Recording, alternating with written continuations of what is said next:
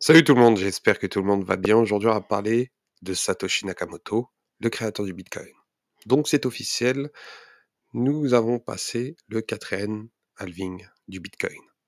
Nous passons tout simplement de 6,25 Bitcoin par récompense, par bloc miné, à 3,125 Bitcoin par bloc miné. Et aujourd'hui, nous allons parler tout simplement de l'histoire de Bitcoin.com, ce fameux nom de domaine qui a été détenu par un Américain vivant à Londres, un dénommé Jesse Esler. Il détenait ce fameux nom de domaine où Satoshi Nakamoto développait le Bitcoin et bien sûr la période où Satoshi était actif sur le forum Bitcoin Talk. Donc dans cette vidéo, nous allons voir certains détails de cette personne-là et des liens indirectement avec le fondateur du Bitcoin. Mais juste avant, rappelons les faits historiques de Satoshi Nakamoto. Surtout, le nom de domaine bitcoin.org et netcoin.org. Donc, Satoshi Nakamoto décide, à partir du 17 août 2008, d'enregistrer le nom de domaine netcoin.org. Ou peut-être Michael Weber décide tout simplement d'enregistrer ce fameux nom de domaine. Car ce fameux nom de domaine, netcoin.org et bitcoin.org, a été enregistré sous le nom de Michael Weber via sa carte bleue. Et surtout, il a utilisé le système eGold. Je vous rappelle que eGold était très utilisé dans les années 2000. C'était un moyen de paiement, un concurrent de PayPal à ses débuts. Et bien sûr, malheureusement, cette plateforme a été fermée par le gouvernement américain. Donc, ce fameux nom de domaine, netcoin.org et bitcoin.org, ont été enregistrés le 17 août pour netcoin.org et bitcoin.org le 18 août. Donc, Satoshi ou Michael Weber ont décidé de changer ce fameux nom de domaine. Et ce nom de domaine a été enregistré au Japon, car l'adresse est tout simplement le 133 Sakura House à Nakanoku, dans la ville de Nakanoku, au Japon. Assez intriguant. De plus, on n'a pas trop d'informations concernant ce fameux Michael Weber. Et cerise sur le gâteau, ce fameux nom de domaine a été transformé à l'entreprise de Marty Malmi, le fameux Cyrus qui s'inscrit en premier lieu sur le forum Bitcoin Talk. Et ce qui est intéressant, c'est qu'au même moment, un dénommé Jesse Esler détenait le fameux nom de domaine bitcoin.com. Donc on peut s'interroger sur la manière où Satoshi Nakamoto a voulu cacher son anonymat. Tout simplement, a voulu tout simplement utiliser, peut-être, qui sait, la carte du fameux Michael Weber, le fameux développeur suisse qui a enregistré le nom de domaine bitcoin.org.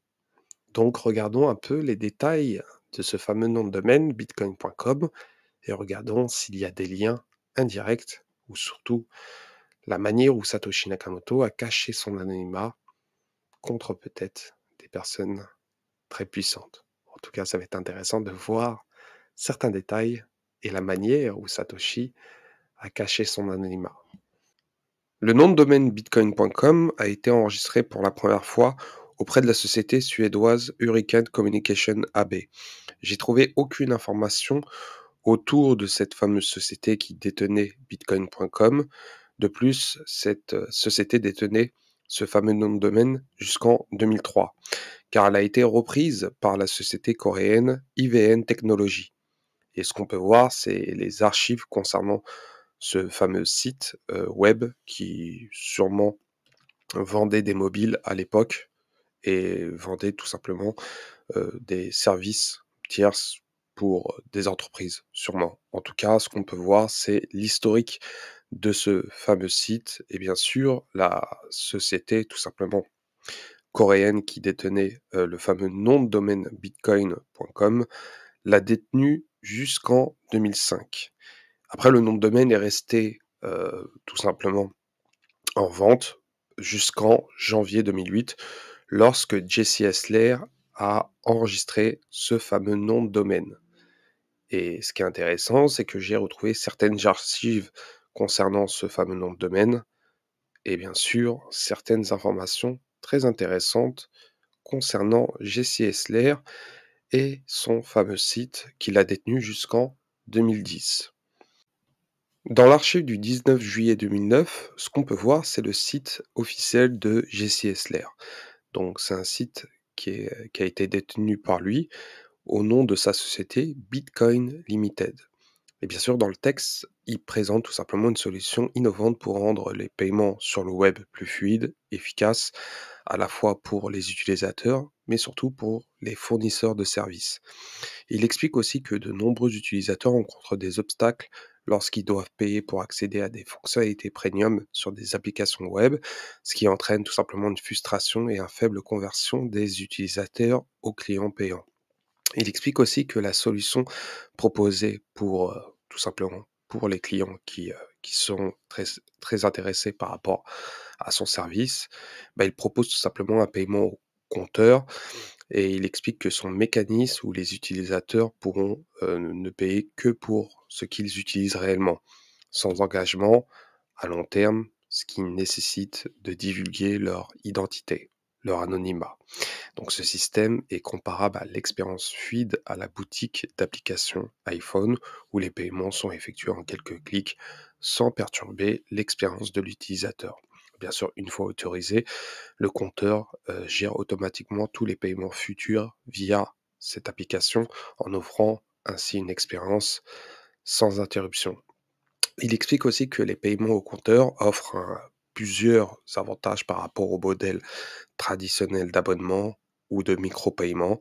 Il explique aussi que les utilisateurs définissent leurs propres conditions de paiement, n'ont pas besoin, jamais surtout, besoin d'annuler un abonnement et peuvent s'abonner instantanément sans saisie d'informations d'identification. De plus, tous leurs abonnements peuvent être gérés en un seul endroit, simplifiant la gestion des paiements pour l'utilisateur.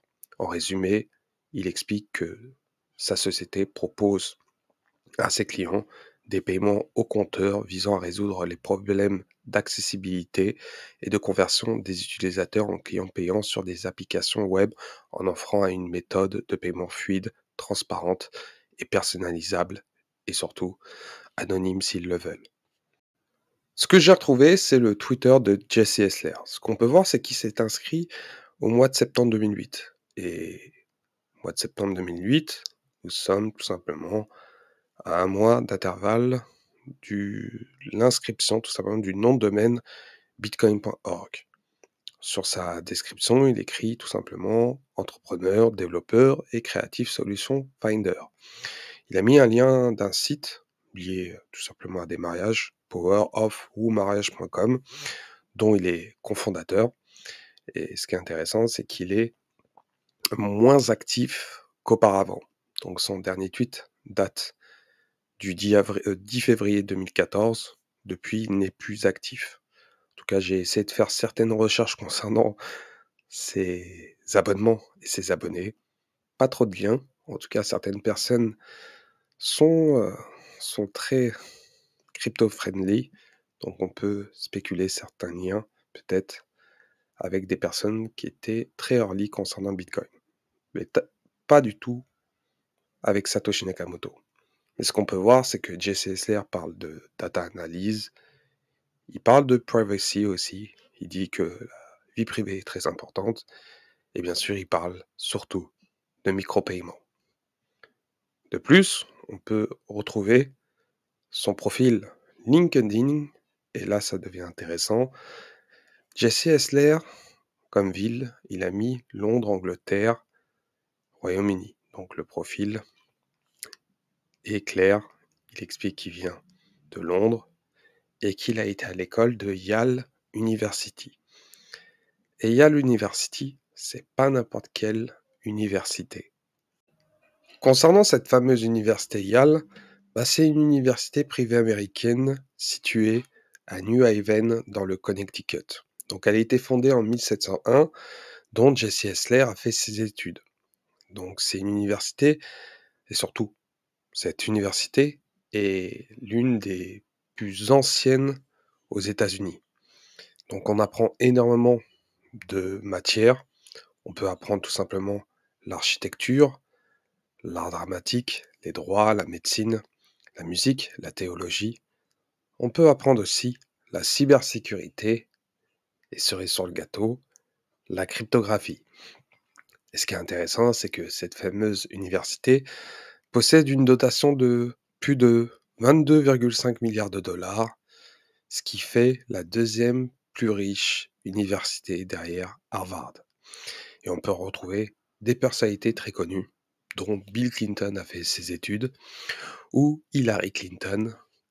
On peut retrouver aussi George Bush, père, et bien sûr George W. Bush, le fils, qui a fait ses études dans cette fameuse université. Vraiment intéressant de voir certains détails concernant le cursus de ce fameux Jesse Hessler qui détenait ce fameux nom de domaine bitcoin.com. Maintenant, parlons un peu de la société Bitcoin Limited. Ce qu'on peut voir, c'est qu'elle existe depuis 15 ans. Elle a été enregistrée au 34 rue Arlington Road à Londres, en Angleterre. De plus, ce qu'on peut voir, c'est que Bitcoin Limited, la société a été dissoute. Mais elle a été incorporée le 26 février 2009, donc un mois après le bloc Genesis. Et ce qui est intéressant, c'est que la nature de cette fameuse société, c'est de l'activité de conseil en informatique. Jesse Hessler est le directeur de cette fameuse société, avec d'autres personnes. Et ce qu'on peut voir, ce qui est intéressant, le petit indice, je dirais, c'est que Jesse Hessler est né en 1975. Maintenant, est-ce que Jesse Hessler a des liens avec Satoshi Nakamoto? Je ne pense pas. Ou peut-être. Mais ce qui est intéressant, c'est la manière où Satoshi Nakamoto a dissimulé son anonymat. Donc cette vidéo que j'ai faite, c'est surtout pour vous montrer la manière où, surtout une manière, où Satoshi a voulu cacher son anonymat. Et ce qui est intéressant, c'est que c'est pas la première personne. J'avais parlé du fameux Sergei Nazarov, avec bien sûr cette fameuse adresse IP qui était indirectement la même adresse IP que Satoshi avait utilisée. Donc un dénommé Sergei Nazarov dans un hôtel au Vietnam avait la même adresse IP que Satoshi. Et bien sûr, un dénommé Sergei Nazarov avait enregistré le nom de domaine smartcontract.com à 5 jours d'intervalle de la fameuse publication de la white paper du Bitcoin sur le site medstud.com. Donc, est-ce que Satoshi Nakamoto a voulu faire ça exprès? C'est possible. Est-ce que Satoshi Nakamoto connaissait ces personnes-là? Possible aussi. Car l'année 1975 peut représenter énormément de choses. Surtout la date de naissance de Satoshi Nakamoto, qui est le 5 avril 1975. Mais concernant la date de naissance de Satoshi Nakamoto, j'argumenterai dans une autre vidéo avec énormément de détails. Énormément de détails. Maintenant, concernant le fameux nom de domaine détenu par Jesse Hessler, il l'a gardé jusqu'en juillet 2010 lorsqu'il a reçu une offre de 2000 dollars. Il l'a vendu et bien sûr le nom de domaine a ensuite changé de main à plusieurs reprises sans activité web significative.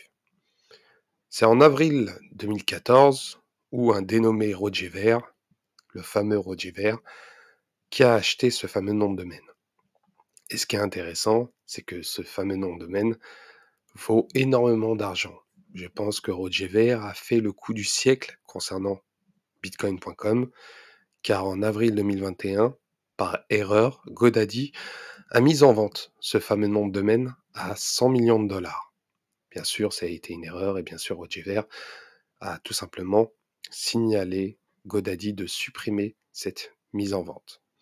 Donc voilà concernant cette fameuse vidéo, surtout cette vidéo concernant bitcoin.com et Jesse Hessler. J'espère qu'elle vous a plu. Donc n'hésitez pas à laisser un commentaire et à liker la vidéo si vous aimez. Et bien sûr, dans les prochaines vidéos concernant Satoshi Nakamoto, Bah, je vous prépare quelque chose de meilleur que cela. En tout cas, il y a énormément de choses à dire concernant Satoshi et bien sûr les personnes qui entourent Satoshi Nakamoto. Allez, à la prochaine.